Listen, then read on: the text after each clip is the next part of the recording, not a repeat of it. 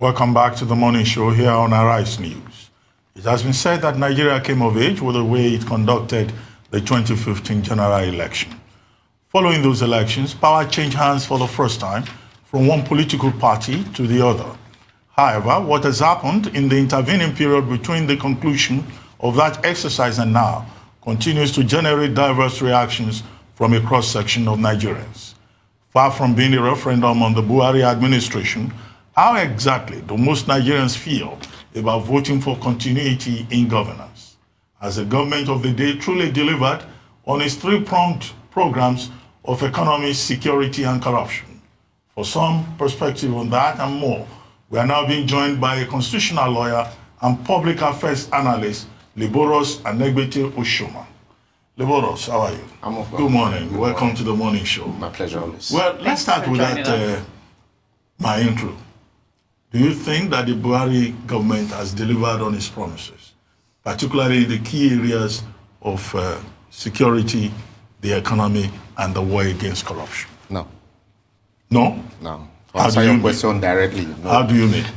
It's quite unfortunate that in this part of the world, we forget that the essence of government is the security and welfare of the people. And every manifesto of any political party is hinged on the fundamental objectives and directive principles of state policy as enshrined in the Constitution. And so that manifestos are like a contract, a social contract with the people. And so when you make promises, like we say in law, pacta sunt servanda, all promises, all agreement must be binding. And so when you make promises, there's the need for you to make projections, look at the promises that you are making. And so when you come into office, people are going to hold you accountable to those promises. But unfortunately here, rather than hold our leaders accountable, we create excuses for them.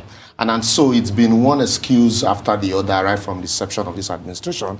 2 years, 4 years is not enough. Oh, you don't expect them to clear the mess of 16 years in 100 days, and then, subsequently, just give him till 2 years, and then 2 years thereafter, no, 2 years is not enough, you need 4 years, and it's been excuses one after the other. And then, something that's very germane, when this administration came on board, at deception, the president said, whoever emerged as the leader of the National Assembly I was going to work with. And somebody emerged, a candidate emerged, and he refused to work with him, forgetting the importance of that institution called the National Assembly. And if you're going to drive a paradigm shift, you definitely would understand that the National Assembly will play a very crucial role in your administration. And so you should be able to lobby right from inception for whoever emerged as leaders in that institution. So somebody that understands, that shares your ideology, that understands your blueprint, who would be able to work with you.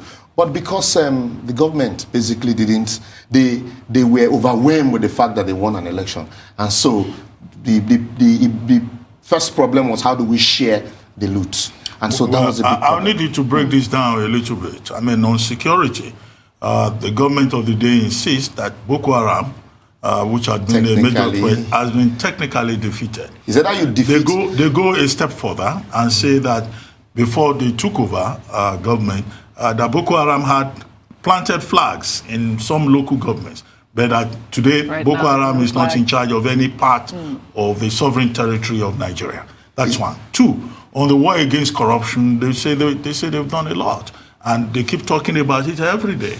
HSBC the other day was called a bank for looters in Paris 2 days ago. The president also said, look, the thing is about getting stolen funds back, and he needed cooperation. Yes. On the economy, they say, well, the boom and bust cycle of the oil market, caused a lot of disruptions. And in any case, so much money was stolen by previous persons. Do you agree with all these? No, I don't agree. That's why I was laughing. And you see, it's either you defeat Boko Haram or you have not defeated it. This issue of technically or no technicality, for me, is neither here nor there. It's just a question of semantics, trying to avoid the issues. And then coming to that same Boko Haram, yesterday, a young girl was arrested who was trying to detonate bombs. Yes. If you remember, this is a country where we really don't take data seriously. We're not very good at history. If you remember the inception of this administration, almost every day there was one Boko Haram incident or the other. And for the fact that you underreport issues does not mean that it is not happening. Recently also, Amnesty International released a report on the crisis in the Northeast. Even the army also were indicted by Amnesty International, and all of that. And what did the federal government do? Oh, Amnesty International is not fair. And then you saw some people who were clothed to go demonstrate in Abuja, and that's not how you solve situations. And we're talking about the unrest in the Niger Delta. Now, it is so convenient now for us to accept kidnapping. It's part of us now. It wasn't so before. Now we don't even discuss it. But as I speak to you now, somebody somewhere is being kidnapped. So all of these are issues that, these are insecurity that government that promised to come to solve. And this was the same people when they were in opposition. Community policing was so fashionable. But today it's no longer fashionable. It's just discussed at campaign rallies and all of that. So that's one. On the economy, when this government came on board, 6 months into the lifespan of the administration, I told you, Nigerians love making excuses for people they should be holding accountable. So we started making excuses. Oh, allow him look for ministers. Forgetting also that you can't do all. You will need people to man strategic institutions for you. And so we took 6 months to appoint ministers that ordinarily would have been appointed on the same day of inauguration. And then that wasn't enough also. And then recently, just last week, the vice president said that the money that was stolen from central bank in the last administration was so massive. And then the question you would ask, the same CBN governor who was then at that time is still there, had the same government in fighting corruption now, called him to ask questions. The answer is no. So these are rhetorics, just to give the impression that we can't do so much, we can't do what we promise. And then also on the economy, Nigeria is a dollar-dependent economy. We also know for a man who wants to come rule, govern, you should have done your homework, understand all of these indices, understand the criteria and the fluctuations. And so when you come on board, you know where to, press the throttle and where, to press the brakes. All right, so let me take you on the economy here. I received a report sheet from the Buhari administration. So on they say the economy is back on the path of growth after recession from 2016 to 2017. It's 1.95% growth in Q1 in 2008. Do you agree with that? Where were we in 2015? I wouldn't be reckoning the economy against the 2016, 2017 report. I would, because let's start from where were we in 2015. What led to the collapse that where we are now is not even where we were in 2015. And so I won't see that as growth. It's, it's like a man who set out from Bagada to go to VI. And then he first heads to Ikeja, and then he navigates Ikorodu Road all the way to Toll Gate, and then he sets on the paths on that long stretch, Ogudu stretch, and he says, oh, now we are on the way to VI. Ordinarily, the time that it took you to navigate around, you probably would have gotten to where you're going to. So that's, for me, it's a question of politics. We're playing politics with figures now. Well, pro-Buhari campaigners, APC campaigners, they say, yes, well, there may have been some challenges and all of that, but that President Buhari deserves a second term, and that the strongest asset, that we should be looking at is the fact that he's a man of integrity, and that Nigerians should not in 2019 hand over the Nigerian government to people who return to the culture of looting. Do you really think that he deserves a second term? Name one person in APC today, apart from some politicians who were in the Southwest. Name one person in APC who was not in the PDP. And so it's very convenient for people also. When I hear, PDP looted this country, imagine Akpabio, a day after leaving PDP, saying, look, we will rescue Akwa Ibom State from the grip of PDP. What that means is you're taking the people for granted. You see us as morons who do not have a sense of history. And so you look at, then don't take the country back. PDP, it's, an acronym. people inhabit the party, and majority of them are where today they're in APC, because they cannot play politics or opposition. I'm not here to hold forth for PDP, but for me, for you to deserve a second term, it's not a given. There should be yardstick. We should learn to measure. There should be scorecard. What is the scorecard? Look at, in terms of, let's take the fundamental objective and directive principles of state policy. What's the education policy of this government? What's the social objective? What's the economic objective? Political objective? Judiciary? Where have they, in all honesty, performed above 50% mark that would say, yes, Nigerians, as of right, let's, give it to him? No. So are you saying... For me, really, even the election and electoral management, we're better off than where we are today.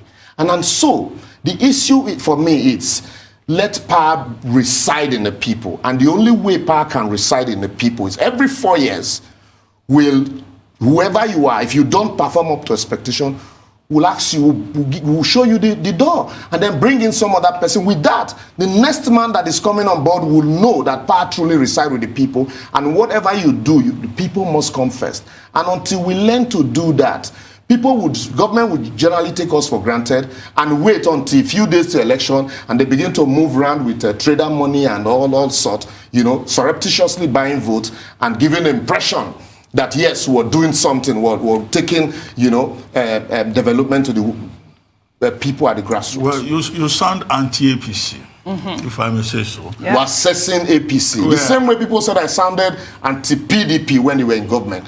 I don't have, if we're assessing a government in Rivers State, for example, now, you would tell me I sound anti-PDP, because also I have a problem with the way the resources of that state have been managed for quite some time. Yeah, because if I was going to go in that direction, that oftentimes we blame the government at the center. Yeah. And we say, oh, Buhari has not done this, Buhari has not done that, forgetting that there are state governments, there are local councils, where you could have a different kind of assessment. Now, if you were to look at the performance of governors in the last 3.5 years, in a bipartisan manner, if I may say so, what will you be saying to us? Yeah, the governors also have not performed, above average. I start with Rivers State, for example. Now, it's interesting for me in Rivers. I'm not from Rivers, though, but it's interesting for me because it's now like, it's almost like a contest between the politician and the entrepreneur. And I see how, I want to see how interesting that will play out. If you also take Edo State, for example, my states, I want to start from my state, Edo State.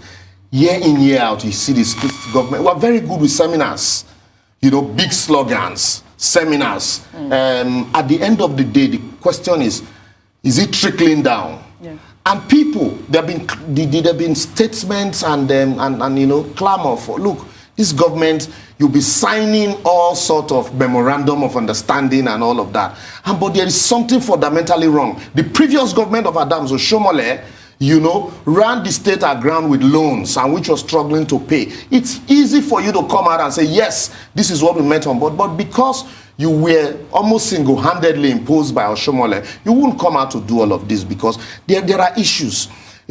Take from Edo, you get to Ondo. Ondo, the state governor now is almost, since one would have expected, being a senior advocate, somebody who thrived, who had a thriving law practice, that governance would be, mincemeat for him. But you get to Ondo, it is almost the same thing, battling with salary payments. Ekiti, that's, we all know. Oyo, the same thing. So you hardly hear of that. Why you really hardly hear of this state is because... Maybe Kano. You really want to go to Kano? Why not? Yeah, because if you look, even I was in Kano recently on my way to Katsina, and I was shocked. And I was like, are these the development people are talking about? Sometimes it baffles me what we call development in state and local government level. And meanwhile, unfortunately, if you go to the airport this evening, most of these people are traveling and they get abroad, they want to remain there. Do you know that the number of people that have left Nigeria in the past 3 years, monumental. You can only compare it to the number of people that left Nigeria during the military era.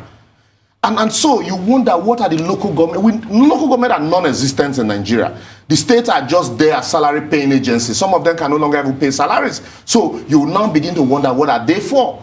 And so now we need people that would come back to the states and think outside the box and sit down, look at the president in the face and say, look, we can no longer run Nigeria like this. It's either we'll restructure this country along fiscal federalism line, or we find alternative to it, because a situation where you run for the bottle system of government, where the state governors at the end of every month, the president sneezes, all the governors are in Abuja.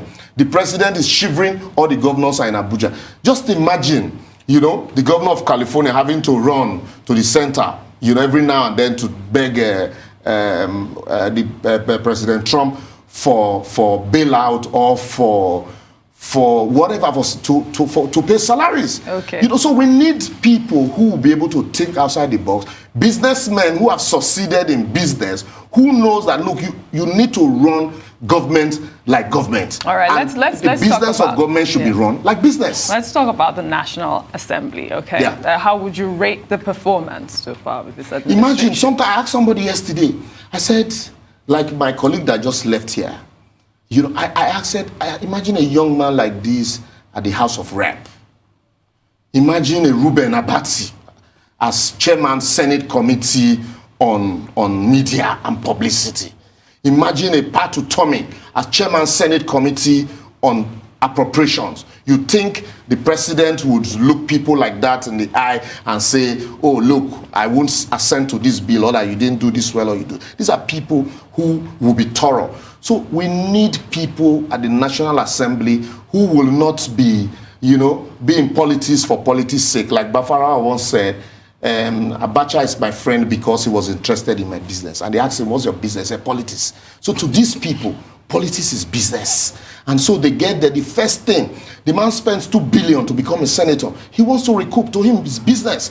And then they fight. That's why the only time you hear the voice of the national members of the National Assembly is when finances are involved. Oh, budget padding or no budget padding. That does not take away the fact that you have some brilliant, you know, minds at the National Assembly.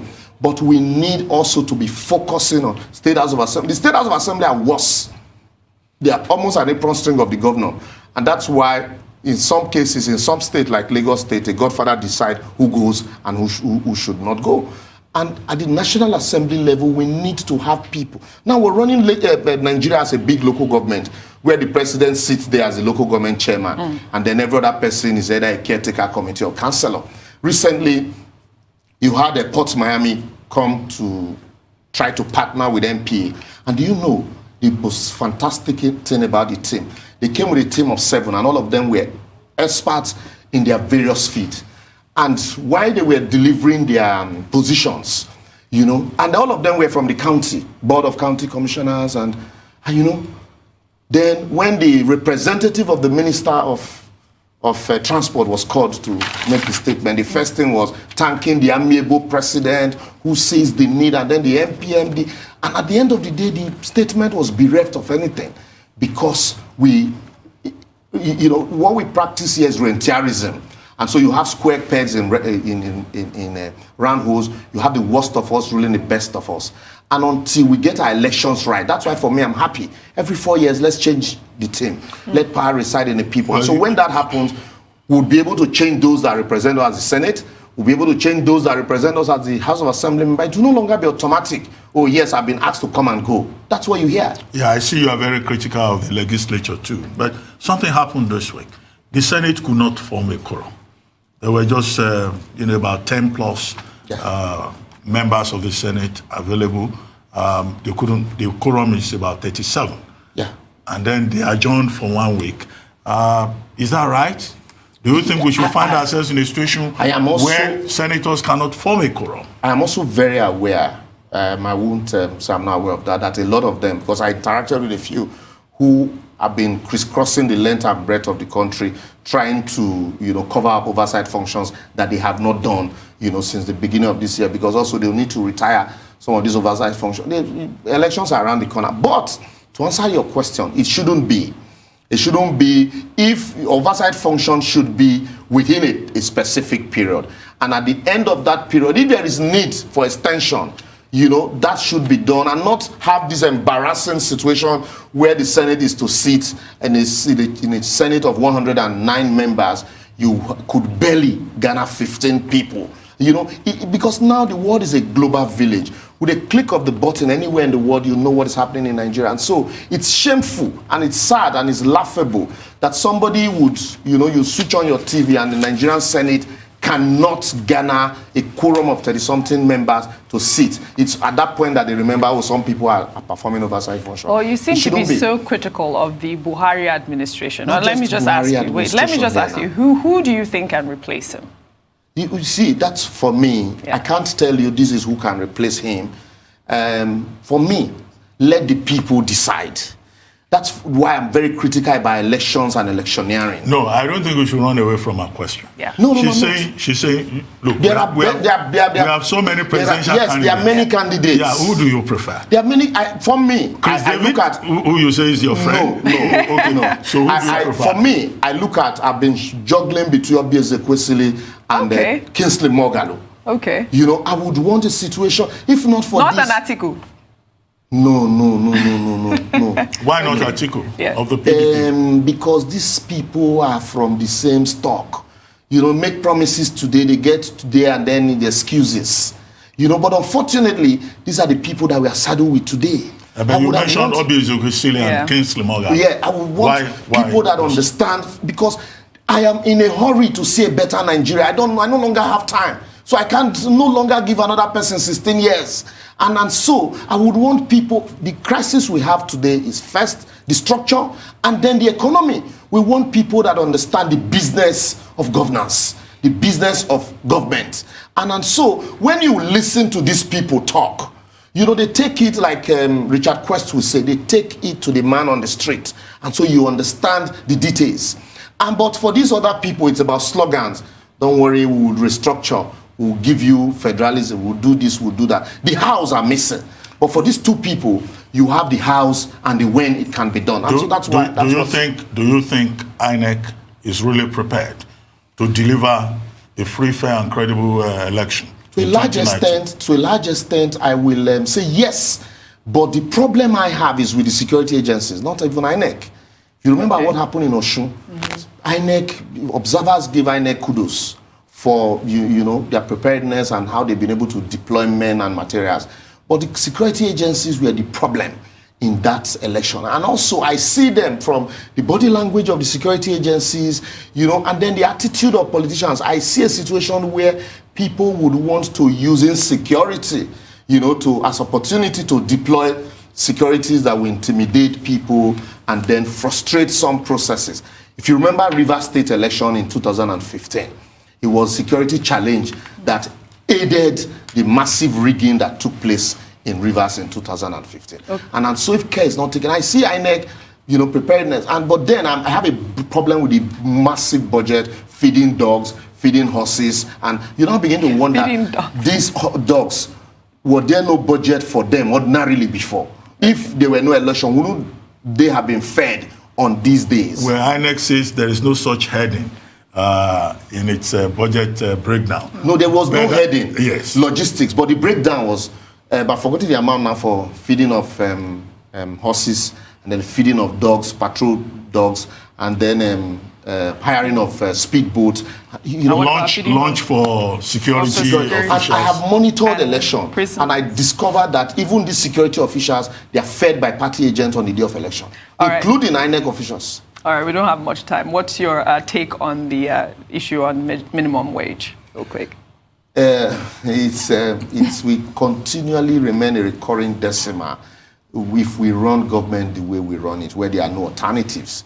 For us, we can't be discussing minimum wage when even labor itself, does not see the need to ask for a robust economy where alternative will be created and provided. Take nursing in America or even in UK, for example. It wasn't this attractive. Yeah. They didn't sit down to begin to agitate for minimum wage.